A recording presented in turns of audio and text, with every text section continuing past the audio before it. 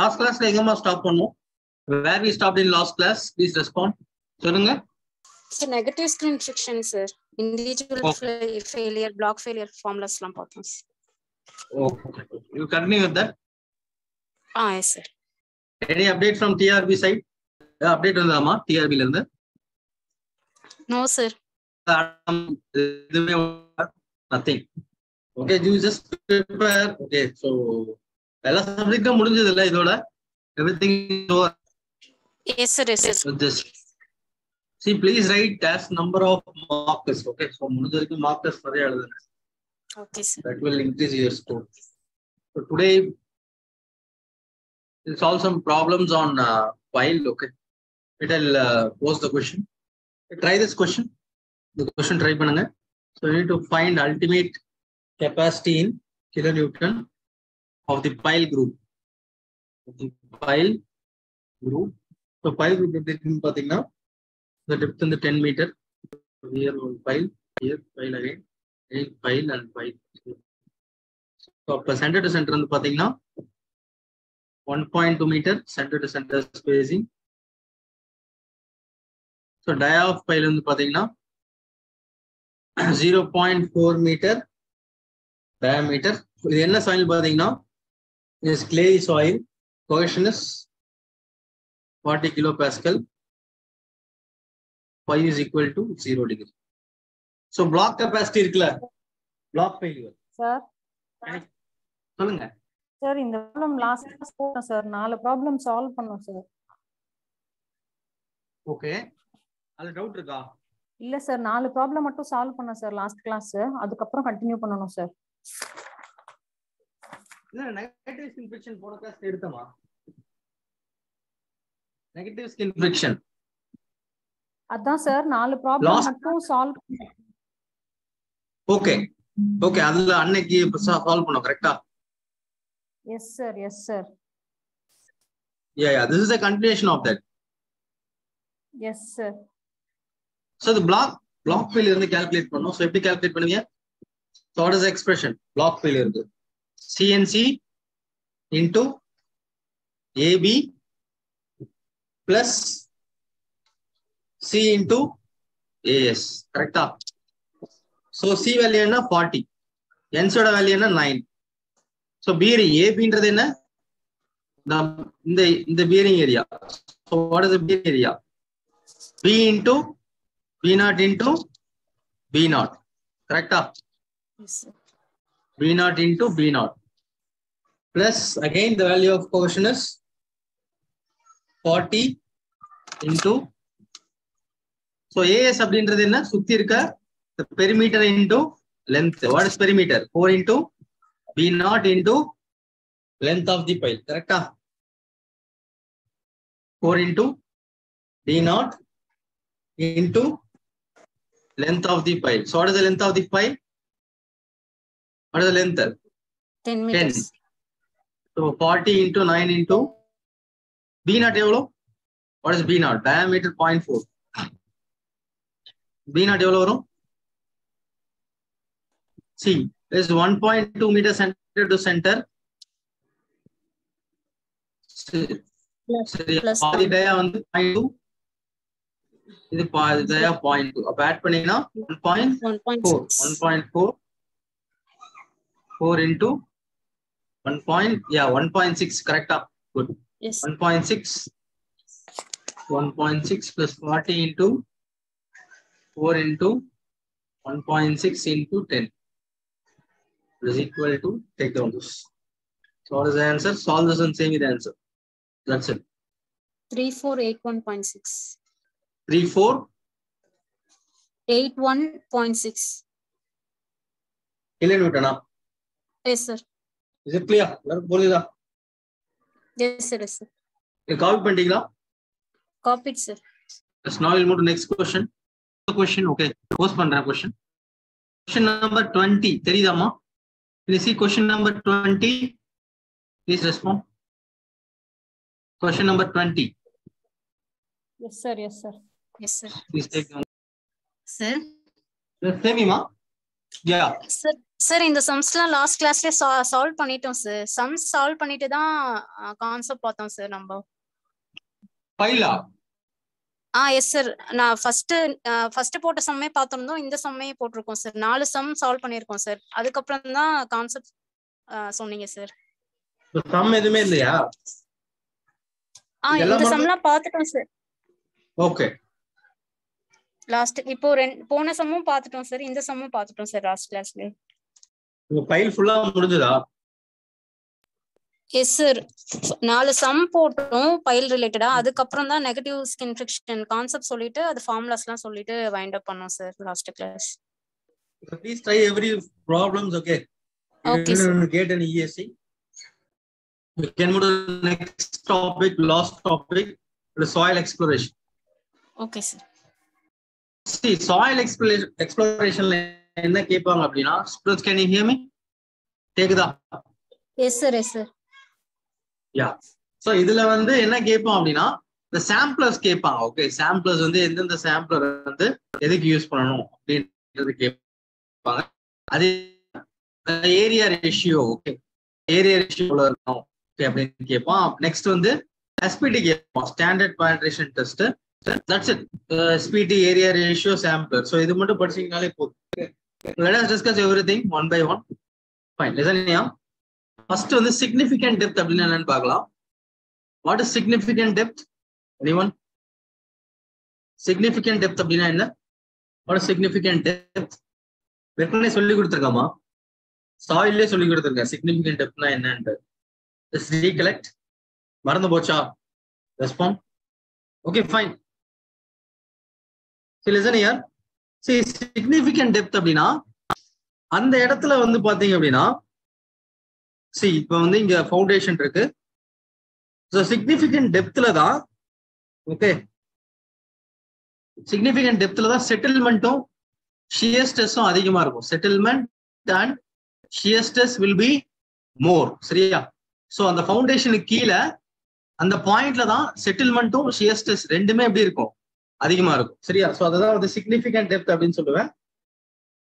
So ஜென்ரலா எவ்வளவு எடுப்போம் அப்படின்னா, சிக்னிபிகன்ட் டெப்த் வந்து ஸோ எந்த இடத்துல வந்து வெர்டிகல் ஸ்ட்ரெஸ் வந்து 1/10 ஆஃப் இன்டென்சிட்டி இருக்கும். சரியா? கீழே போறப்ப எவ்வளவு தூரத்துல 1/10 ஆஃப் லோட் இன்டென்சிட்டி இருக்கோ, ஸோ அதுதான் நம்ம சிக்னிபிகன்ட் டெப்தா எடுப்போம். Okay, that is significant depth.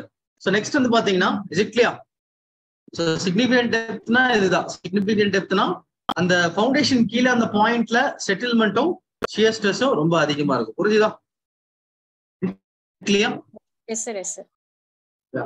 So next வந்து டெப்த் ஆஃப் எக்ஸ்ப்ளோரேஷன் அப்படின்னு என்னன்னு பார்க்கலாம். Depth of exploration. Depth of exploration அப்படின்னா, நீங்க நார்மலா இப்போ ஃபூட்டிங் இருக்கு அப்படின்னா நீங்க என்ன பண்ணணும்? நீங்க வந்து இந்த ஃபவுண்டேஷன் போடுறதுக்கு முன்னாடி இந்த சாயில வந்து வெளியில எடுக்கணும். கரெக்டா? சாயில ரிமூவ் பண்ணிட்டு தான் நம்ம ஃபவுண்டேஷன் போடுவோம். S sir. சோ அதுதான் டெப்த் ஆஃப் எக்ஸ்ப்ளோரேஷன். சோ அது எவ்வளவு தூரத்துக்கு நீங்க சாயில கட் பண்ணி வெளியில எடுக்கணும் அப்படின்றது. டெப்த் ஆஃப் எக்ஸ்ப்ளோரேஷன் எவ்வளவு இருக்கும் அப்படின்னு பாத்தீங்கன்னா 1.5 to 2 times width of foundation. So இந்த ரேஞ்ச்ல இருக்கும். ஓகே, பட் நார்மலா நம்ம எவ்வளவு எடுப்போம் அப்படின்னா 1.5 times width, அப்புறம் 1.5 times width of pile group. Pile இருந்ததுன்னா பைல் குரூப் கூட வித் எடுத்துக்கணும். சரியா? சோ இதுதான் வந்து depth of exploration. Okay, so after this boring கேட்பாங்க. சரியா? சோ போரிங்ல என்னென்ன போரிங் இருக்குன்னு பார்க்கலாம். ஆகர் போரிங், ஆகர் போரிங் இருக்கு. Next wash boring, rotary drilling, percussion drilling, core drilling. இதெல்லாம் தெரியும் நமக்கு. ஸோ ஆகர் போரிங் வந்து எங்க யூஸ் பண்ணுவோம் அப்படின்னா, ஸோ ஆகர் போரிங் வந்து எந்த சாயில் வந்து ஓப்பனா it should be open. Okay, it should be open. So எந்த ஒரு கேசிங்கோ இல்ல, கேசிங்னா என்ன, இந்த சாயில் வந்து சுத்தி ஸ்லைட் ஆகாம இருக்க உள்ள என்ன பண்ணுவீங்க? கேசிங் போடுவீங்க. கரெக்டா? கேசிங்னா ஒரு பைப், பிளாக் கலர் பைப் பார்த்திருக்கீங்களா? போர் போடுற இடத்துல பிளாக் கலர் பைப் வச்சிருப்பான். கரெக்டா? சோ அது எதுக்கு அப்படின்னா, நீங்க போர் போடுறப்ப சைட்ல இருக்க சாயில் வந்து உள்ள மறுபடியும் உள்ளாம இருக்கிறதுக்கு. சரி, ஆகர் போரிங் எங்க யூஸ் பண்ணோம்னா எந்த சாயில்லாம் கேசிங் இல்லாம சப்போர்ட் இல்லாம ஓப்பனா இருக்கும். கேசிங் அப்படின்னா ட்ரில்லிங் மட்டும் சொல்லுவாங்க. ட்ரில்லிங் மட்டும்னா சைட்ல போடுவோம். சரியா? சோ இந்த மாதிரி எந்த ஒரு சப்போர்ட் இல்லாம இருந்துச்சுன்னா நம்ம ஆகர் போரிங் யூஸ் பண்ணணும். Example clay silt. சரியா? சோ கிளேல யூஸ் பண்ணுவோம், அடுத்து சில்ட்ல யூஸ் பண்ணுவோம். சரி, எங்கெல்லாம் சூட்டபிள் அப்படின்னு பாத்தீங்கன்னா ஹைவே, ரயில்வே, அப்புறம் airport. Highway, railway, airport. Next wash போரிங்ல வந்து சோ இது வந்து என்ன பண்ணுவோம் அப்படின்னா தண்ணி வந்து வாட்டர் ஜெட் வந்து பயங்கர வேகமா வரும். வாட்டர் ஜெட் ஆஃப் வாட்டர் படிச்சிருக்கீங்களா? ஜெட் ஆஃப் வாட்டர் ஃப்ளூயிட் மெக்கானிக்ஸ்ல படிச்சிருப்பீங்க கரெக்டா? Rho A v square, jet of water impacting on a plate. Okay, அது வேற. இந்த இடத்துல வந்து என்ன பண்ணுவீங்கன்னா ஃபோர்ஸா வந்து தண்ணி வந்து அடிப்பீங்க. சரியா? சோ ஃபோர்ஸா தண்ணி அடிக்கிறதுனால என்ன ஆகும்? ஹோல் வந்து பெருசாயிட்டே போகும். பட் இது எங்க யூஸ் பண்ண முடியாது? போல்டர்ஸ் அண்ட் ராக்ல யூஸ் பண்ண முடியாது. கரெக்டா? சொல்லுங்கப்பா. Yes sir. We can't use this in boulders and rock. Okay. So next வந்து ரொட்டேரி ட்ரில்லிங். ஒரு ராடு மாதிரி இருக்கும். அந்த ராடை வந்து ரொட்டேட் பண்ணி என்ன பண்ணுவீங்க? சாயில வந்து பெனட்ரேட் பண்ணுவீங்க. ஸோ நம்ம எங்கே வேணா யூஸ் பண்ணலாம். Clay, sand, rock. சரியா? Like something like driller. Next வந்து பர்க்யூஷன் ட்ரில்லிங் அப்படின்னா ஒரு சிசல் மாதிரி இருக்கும். இது என்ன ஆகும் அப்படின்னா மேலே ஏறி மறுபடியும் ஃபால் ஆகும், மேலே ஏறி மறுபடியும் ஃபால் ஆகும் ஹைட். ஸோ அந்த மேலே ஏறி அந்த ஹேமர் ஆக்ஷன்னால என்ன ஆகும் அப்படின்னா போர் வந்து இங்க ஜென்ரேட் ஆகும். ஓகேவா? ஸோ இது எங்கெல்லாம் சூட்டபிள் சார் அப்படின்னா ராக். ஸோ எங்கெல்லாம் ஹாட் ஸ்டேட்டா இருக்கும் ஸோ அந்த இடத்துல நம்ம என்ன பண்ணுவோம்? பெர்குஷன் ட்ரில்லிங் வந்து யூஸ் பண்ணுவோம். ஸோ கடைசியா வந்து பாத்தீங்கன்னா கோர் ட்ரில்லிங். கோர் ட்ரில்லிங் வந்து டைமண்ட் கட்டிங் எட்ஜ்னு சொல்லுவோம். சரியா? டைமண்ட் கட்டிங் எட்ஜ் வச்சு நம்ம என்ன பண்ணுவோம்? அதை வச்சு நம்ம ட்ரில் பண்ணுவோம். சரியா? ஸோ இதுதான் வந்து டைப்ஸ் ஆஃப் கோர் ட்ரில்லிங். கதை தான் அது. புரிஞ்சுதா? Shall we move to next topic? Yes sir. Yes sir. Okay, listen here. So இப்ப டைப் ஆஃப் சாம்பிள்ல 2 சாம்பிள் இருக்கு. ஒண்ணு வந்து அன்டிஸ்டர்ப்டு சாம்பிள்னு சொல்லுவேன், இன்னொன்னு வந்து டிஸ்டர்ப்டு சாம்பிள்னு சொல்லுவேன். See, undisturbed sample அப்படின்னா listen here. So undisturbed sample அப்படின்னா சாயில் வந்து நேச்சுரலா எப்படி இருக்கோ அதே மாதிரி இருக்கணும். சரியா? எந்த ஒரு டிஸ்டர்பன்ஸும் இருக்கக்கூடாது. அதுல நேச்சுரலா என்னென்ன விஷயங்கள் இருக்கோ அதெல்லாம் எப்படி இருக்கணும்? அப்படியே இருக்கணும். சரியா? ஸோ அப்ப அன்டிஸ்டர்ப்டு சாம்பிளை வச்சு நம்ம என்னென்ன டிட்டர்மின் பண்ணலாம்னா அதோட கம்ப்ரசபிலிட்டி. இது கேட்பாங்க எக்ஸாம்ல. கம்ப்ரசபிலிட்டி, நெக்ஸ்ட் ஷியர் ஸ்ட்ரென்த், அப்புறம் பர்மியபிலிட்டி. ஸோ அப்ப இதை வச்சு இன்ஜினியரிங் ப்ராப்பர்ட்டி ஃபுல்லா டிட்டர்மின் பண்ணலாம். சரியா? ஸோ அப்போ இன்ஜினியரிங் ப்ராப்பர்ட்டியை ஃபுல்லா கண்டுபிடிக்கிறதுக்கு இன்ஜினியரிங் ப்ராப்பர்ட்டி என்ன? Compressibility, shear strength, permeability.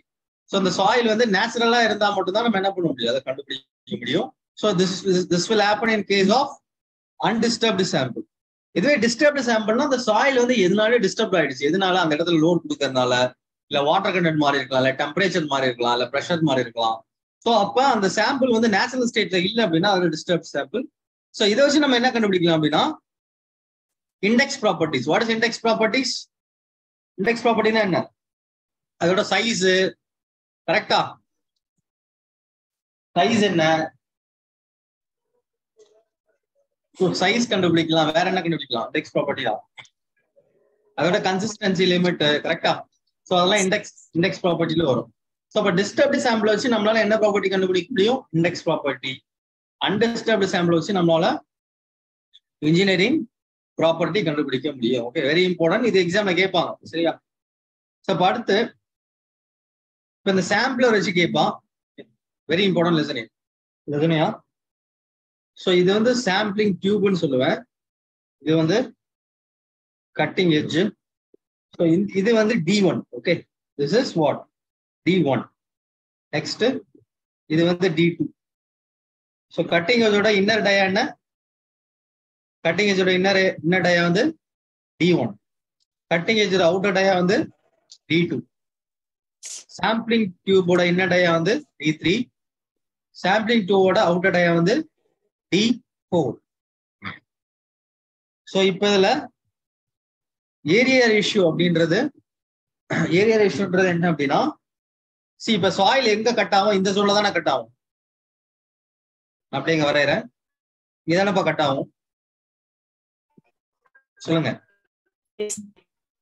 So இது எப்படி கண்டுபிடிக்கிறது? D2 மைனஸ் D1 போட்டா அது கிடைச்சிருமா? ரைட்.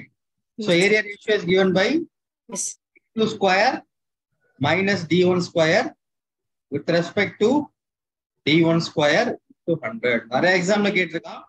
உன டிஆர்பில இந்த கொஸ்டின் கேட்டான்னு நினைக்கிறேன். கரெக்டா? இதான் கேட்டான். Something is asked. சோ அது கேட்டுக்கிட்டே இருப்பாங்க. சோ இதுதான் ஏரியா ரேஷியோ. சோ அது எவ்வளவு இருக்கலாம் அப்படின்னா அன்டிஸ்டர்ப்டு சாம்பிளுக்கு should be less than or equal to 10%. Okay 10%க்கு கம்மியா இருக்கும். சோ அடுத்து பாத்தீங்கன்னா இன்சைட் கிளியரன்ஸ். சோ இன்சைட் கிளியரன்ஸ்ன்றது D3 minus D1. Okay D3 minus D1 inside clearance. புரியுதா? உள்ள எவ்வளவு கிளியரன்ஸ் இருக்குன்னு பார்ப்போம். D3 minus D1. Okay that is inside clearance. அப்ப outside clearance என்ன சொல்லுங்க? D2 minus சொல்லுங்க D2 minus D4. yeah, so inside na உள்ள இருக்க dia minus பண்ணுங்க. D1 minus inside clearance is D3. D3 இது பெருசு. D3 minus D1 by D1 into 100. Similarly outside clearances so D2 minus D4 by Minus D4. D2 minus D4 by D4 into 100. கரெக்டா? So இது எவ்வளவு இருக்கலாம் அப்படின்னா undisturbed சாம்பிளுக்கு inside clearance வந்து 0.5 to 3%. So அதே மாதிரி இங்கேயும் அன்டிஸ்டர்ப்டு சாம்பிளுக்கு 0 to 1%. Now சோ இப்ப சாம்பிளர்ல இருந்து என்ன கேட்பாங்க அப்படின்னா 3 இருக்கு. Split spoon sampler, Shelby tube, அடுத்து பிஸ்தான் சாம்பிளர்.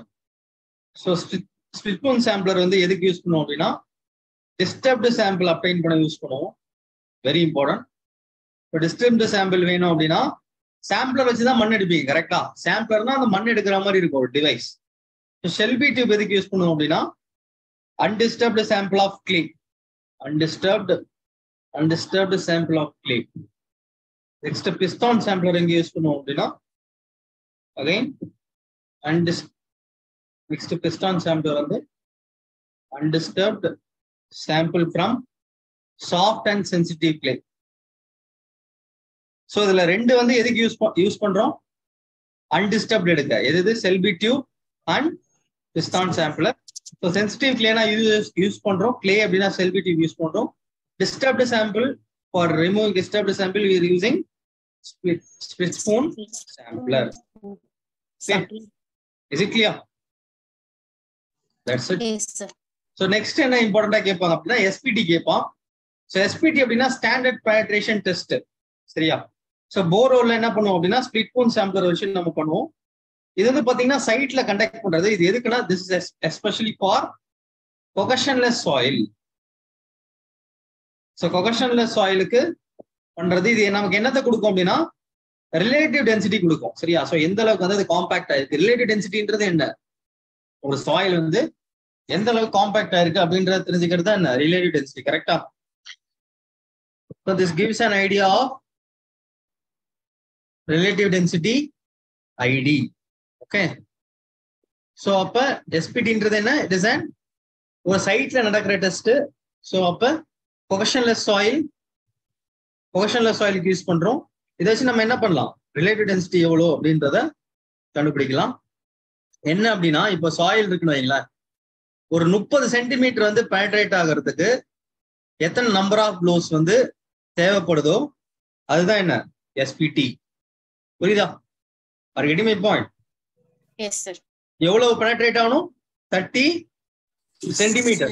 சரியா? 30 சென்டிமீட்டர் பெனட்ரேட் ஆகிறதுக்கு நீங்க எத்தனை நம்பர் ஆஃப் ப்ளோஸ் தரீங்களோ அதுதான் என்ன SPT value, N value. Okay, SPT value, N value. So இப்போ ஹேமரோட வெயிட் வந்து பாத்தீங்கன்னா 65 kg. ஹைட் ஆஃப் ஃபால் வந்து பாத்தீங்க அப்படின்னா 75 சென்டிமீட்டர், எல்லாம் எக்ஸாம்ல கேட்போம். ஸோ ஹேமர் வெயிட் வந்து 65 kg, ஹைட் ஆஃப் ஃபால் வந்து 75 சென்டிமீட்டர். ஓகேவா? ஸோ இப்போ ஒரு சில கரெக்ஷன்லாம் இருக்கு. என்ன கரெக்ஷன் அப்படின்னா 2 கரெக்ஷன் இருக்கு. ஒன்னு வந்து இது புரிஞ்சுதா? எஸ்பிடினா இதுதான். என்ன பண்றீங்க, இந்த ஹேமரை 75 சென்டிமீட்டர்ல இருந்து போடுறீங்க. எந்த ஹேமரை? 65 kg ஹேமரை 75 சென்டிமீட்டர்ல இருந்து போடுறீங்க. ஸோ அப்போ அந்த சாயில் வந்து எவ்வளவு தூரத்துக்கு பெனட்ரேட் ஆகணும்? It should penetrate for the distance of 30 centimetre. ஸோ அந்த 30 சென்டிமீட்டர் பெனட்ரேட் ஆகிறதுக்கு எவ்வளவு நம்பர் ஆஃப் ப்ளோஸ் எடுத்துக்குதோ அதுதான் என்ன? That is SPT value. Is it clear? சொல்லுங்கப்பா. Yes sir. ஸோ இப்போ இதுல கரெக்ஷன் இருக்கு. Correction important. என்னென்ன கரெக்ஷன் இருக்குன்னா 2 கரெக்ஷன் இருக்கு. ஒன்னு வந்து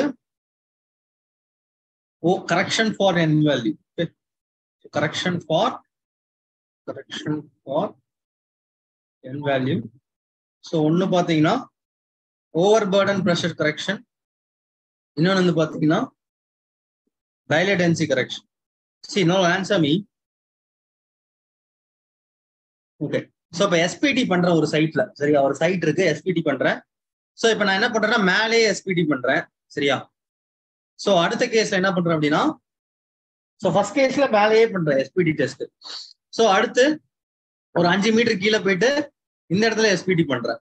அடுத்து நான் மறுபடியும் என்ன பண்றேன்னா 10 மீட்டர் கீழே போயிட்டு நான் எஸ்பிடி பண்றேன். நான் என்ன சொல்றேன்னு புரியுதா? ஸோ 3 கேஸ் வந்து கிரவுண்ட் லெவலே ஸ்டாண்டர்ட் பெனட்ரேஷன் டெஸ்ட் பண்றேன். அடுத்து ஒரு 5 மீட்டர் கீழே போய் பண்றேன்.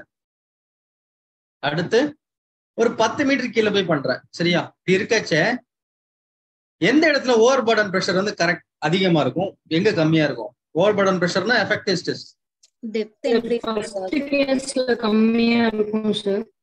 என்னமா டெப்த் அதிகமாக. Very good. ஸோ அப்ப இந்த இடத்துல வந்து பாத்தீங்கன்னா கன்ஃபைனிங் பிரஷர் வந்து அதிகமா இருக்கும், கரெக்டா?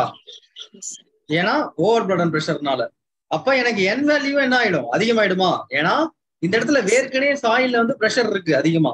அப்ப நான் ப்ளோ கொடுத்தா பிரஷர் இன்னும் அதிகமாகும். இங்க பாருங்க, இதை விட கம்மியா இருக்குமா என் வேல்யூ? இங்க இதை விட என் வேல்யூ கம்மியா இருக்குமா? சோ இது எதனால நடக்குது? ஹைட் அதிகமாக கன்ஃபைனிங் பிரஷர் வந்து என்ன ஆகுது? அதிகமாகுது. சோ அப்ப இதுக்கு நான் கரெக்ஷன் பண்ணும். இதுதான் என்ன? Over pressure. சரியா? அதுக்கு எம்பரிக்கல் ஃபார்முலா இருக்கு, ஜென்ரலா வராது, 99% கேட்க மாட்டான். பட் ஓவர் பர்டன் பிரஷர் கரெக்ஷன்னா என்னன்னு தெரியணும். So this increases with what? Depth increase ஆக இது என்ன ஆகும்? இன்க்ரீஸ் ஆகும், சரியா? சோ அப்ப என் வேல்யூ என்ன ஆகும்? அதிகமாகும். Okay. So this is overburden correction. புரியுதா? இதுதான் overburden pressure correction. Next வந்து டைலேட்டன்சி கரெக்ஷன் பார்க்கலாம். Dilatancy correction.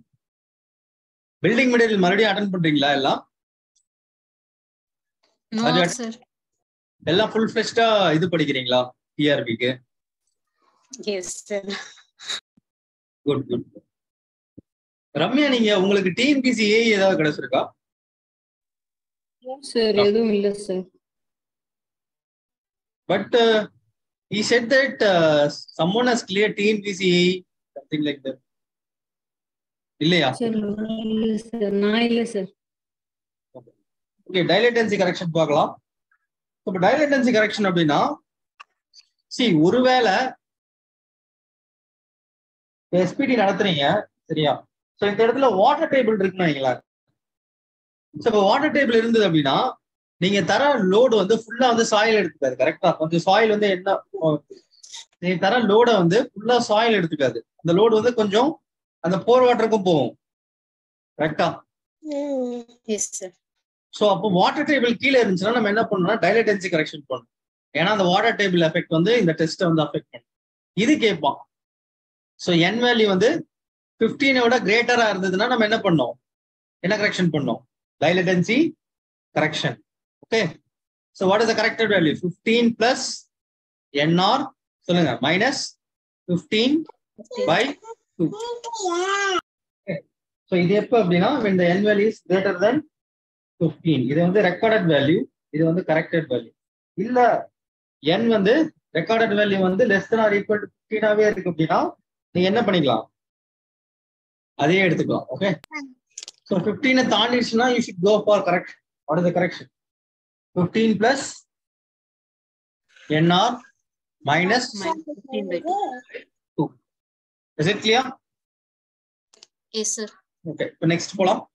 Fine. Next பாத்தீங்கன்னா static cone penetration test ன்னு சொல்லுவோம். அப்படின்னா static cone penetration test or Dutch cone test. Okay. So இது என்ன அப்படின்னா ஒரு கோன் மாதிரி இருக்கும். அந்த கோனை வந்து நம்ம சாயிலுக்குள்ள வந்து புஷ் பண்ணுவோம். சரியா? ஒரு ஸ்டடி ஸ்பீட்ல புஷ் பண்ணுவோம். ஸோ இப்போ சாயில் வந்து என்ன பண்ணுவோம்? ரெசிஸ்டன்ஸ் கொடுக்குமா? சொல்லுங்க. இந்த கோனை வந்து சாயிலுக்குள்ள ஒரு கான்ஸ்டன்ட் வெலாசிட்டியில புஷ் பண்ணுவீங்க. அதுக்கு பதிலா வந்து என்ன பண்ணும்? சாயில் வந்து ரெசிஸ்ட் பண்ணுமா? ஸோ அந்த ரெசிஸ்டன்ஸை தான் நம்ம கோன் ரெசிஸ்டன்ஸ் அப்படின்னு சொல்றோம். சரியா? ஸோ இதுதான் எக்ஸ்பெரிமெண்ட். இதுல என்ன அட்வான்டேஜ் அப்படின்னா நம்ம வந்து end bearing and skin friction ரெண்டையுமே நம்ம தனித்தனியா கண்டுபிடிக்கலாம். ஃபைல்ல இருக்கல end bearing and skin friction. End bearing என்ன சாயில்ல, சைட் ஃபிரிக்ஷன் என்ன? எண்ட் பியரிங்னா புரியுதா என்ன சொல்றேன்ட்டு? எண்ட் பியரிங்னா என்ன? இங்க டெவலப் ஆகுறது எண்ட் பியரிங், கரெக்டா? இந்த ஜோன்ல இதை சுத்தி டெவலப் ஆகுறது என்ன? Skin friction. ஸோ இது வந்து நம்ம தனித்தனியா கண்டுபிடிக்கலாம். ஸோ இது எதுக்கு யூஸ் பண்ணோம் அப்படின்னா this we can use for cohesionless soil. Okay, cohesionless soil. So அடுத்த டெஸ்ட் பார்ப்போம். ஸோ அடுத்து வந்து dynamic cone test. So dynamic cone டெஸ்ட்ல என்ன பண்ணுவோம் அப்படின்னா 65 kg, அதே 65 kg ஹைட் ஆஃப் ஃபால் வந்து 75 சென்டிமீட்டர். சரியா? ஸோ இது வந்து 30 சென்டிமீட்டர் வந்து பேட்ரேட் ஆகிறதுக்கு ஸோ எவ்வளோ எடுத்துக்கிட்டோ அதுதான் என்ன டைனமிக் கோன். 30 சென்டிமீட்டர் பேட்ரேட் ஆகிறதுக்கு எத்தனை நம்பர் ஆஃப் ப்ளோஸ் எடுத்துக்கிட்டோ அதுதான் வந்து டைனமிக் கோன் ரெசிஸ்டன்ஸ். எஸ்பிடி தான். ஓகே, எஸ்பிடி மாறி, not SPT, this different from SPT. So இதுக்கு பேர் என்ன? Dynamic cone test. ஆனா ரெண்டுமே ஒன்று தானே லிட்ரலா? சொல்லுங்க procedure. Literally same, but name மட்டும் வேற. சரியா? நெக்ஸ்ட் வந்து ப்ரெஷர் மீட்டர் டெஸ்ட் ஒன்று இருக்கு. Pressure metre test. சரியா? ஸோ இது எதுக்கு அப்படின்னா சாயிலோட ஸ்ட்ரெஸ் எந்த அளவுக்கு ஆயிருக்கு, ஸோ ஸ்ட்ரெஸ்னால அது எவ்வளோ டிஃபார்ம் ஆயிருக்கு அப்படின்றத நம்ம கண்டுபிடிக்கிறது. ஸோ ஸ்ட்ரெஸ் டிஃபார்மேஷன் எவ்வளோ ஆயிருக்கு சாயில் அப்படின்றத நம்ம கண்டுபிடிக்கிறதுக்கு இந்த ப்ரெஷர் மீட்டர் டெஸ்ட் வந்து நம்ம யூஸ் பண்ணுவோம். Okay, that is the use of pressure metre test. அவ்வளவுதான். ஸோ அந்த பர்பஸ் தெரிஞ்சா போதும்.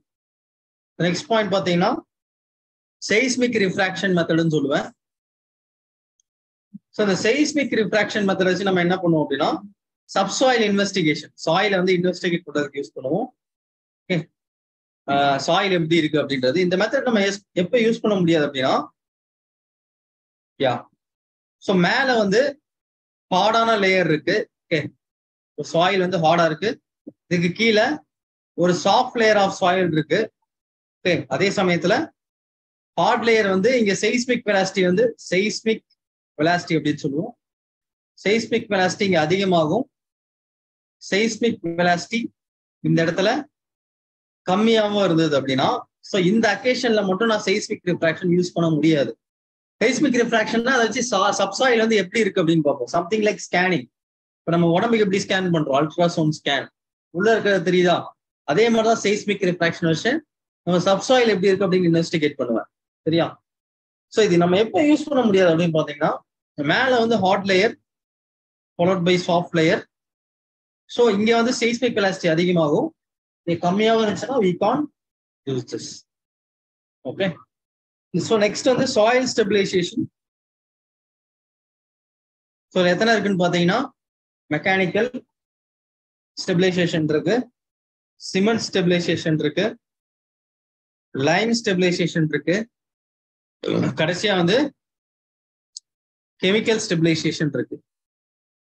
ஸோ மெக்கானிக்கல் ஸ்டெபிலைசேஷன் அப்படின்னா சாயிலோட கிரேடிங்கை மாத்துவீங்க, கிரேடேஷன், வெல்கிரேடடா மாத்துவீங்க. சரியா? எந்த ஒரு கெமிக்கலும் யூஸ் பண்ண மாட்டேன். No chemical is used. சாயிலோட கிரேடேஷனை சேஞ்ச் பண்ணி நம்ம சாயில ஸ்டேபிள் பண்ணுவோம். சரியா? Example road. ஸோ இங்க சிமெண்ட் ஸ்டெபிலைசேஷன்ல என்ன பண்ணுவீங்க அப்படின்னா, சாயிலோட சிமெண்டோட தண்ணி. சரியா? ஸோ தண்ணி கலந்துட்டு என்ன பண்ணுவீங்கன்னா காம்பாக்ஷன் பண்ணணும், காம்பாக்ட் பண்ணி கியூரிங் பண்ணணும். சரியா? ஸோ இதை வச்சு நம்ம என்ன பண்ணுவோம், சாயில் வந்து ஸ்டெபிலைஸ் பண்ணுவோம். சாயிலோட சிமெண்ட்டையும் தண்ணியும் கலந்து அதை காம்பாக்ட் பண்ணி கியூர் பண்ணணும். சரியா? அதுதான் அந்த சிமெண்ட் ஸ்டெபிலைசேஷன். ஸோ இப்போ சிமெண்ட் வந்து எவ்வளவு தேவைப்படும் சார் அப்படின்னு பாத்தீங்கன்னா, சாண்டுக்கு 5%, கிளேக்கு 15% தேவைப்படும். ஸோ நெக்ஸ்ட் வந்து லைம் ஸ்டெபிலைசேஷன். லைம் ஸ்டெபிலைசேஷன் எதுக்கு அப்படின்னா, சொல்லுங்க பாப்போம், என்ன சாயிலுக்கு யூஸ் பண்ணுவோம்? Common sense. என்ன டைப் ஆஃப் சாயிலுக்கு லைம் ஸ்டெபிலைசேஷன் யூஸ் பண்ணுவோம்? clay soil, correct? Yes.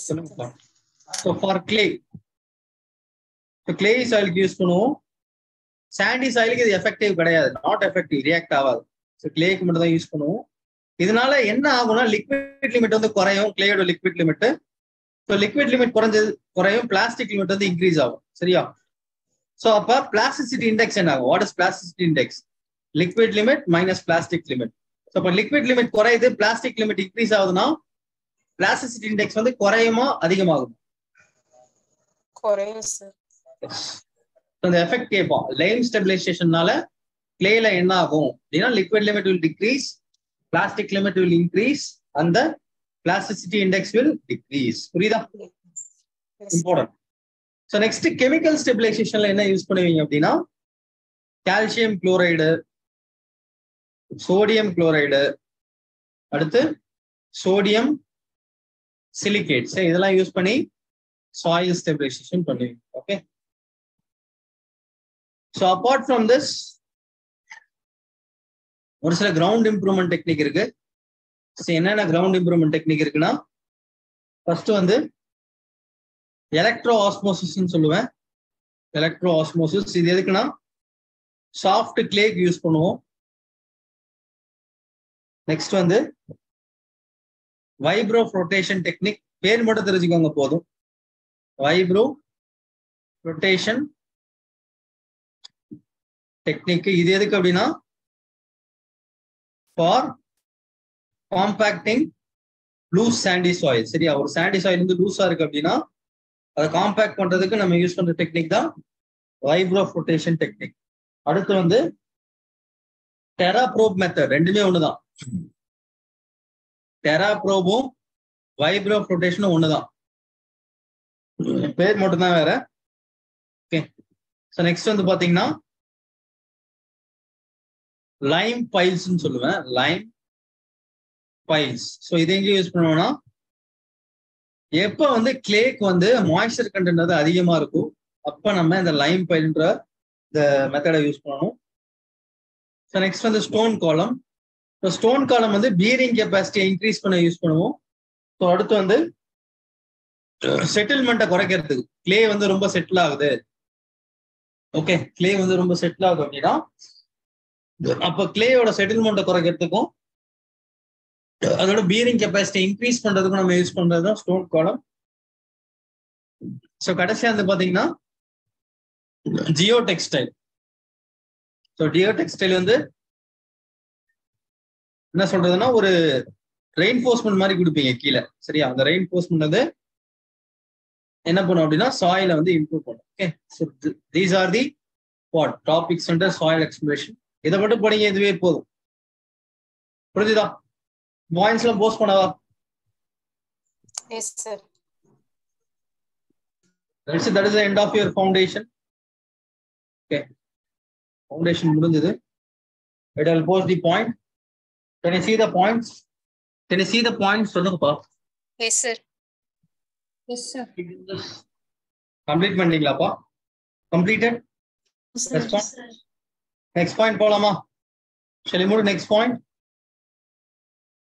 Please respond. முடிச்சிட்டீங்களா? We'll post the next point. We take to the next set of points. Points சரிதாப்பா? Can you see the points? Yes sir. Students, எதுமா copy பண்றீங்க? Which are you copying? Where you are copying? Sir, left side finished, sir. இது inside clearance, outside clearance லாம் முடிச்சிட்டீங்களா? Area issue. Yes. Yes, sir. Yes, sir. இது முடிஞ்சுதா? ஃபுல்லா? Yes, sir. Standard penetration test? இல்ல 14th ல இருந்து பண்ணனும்.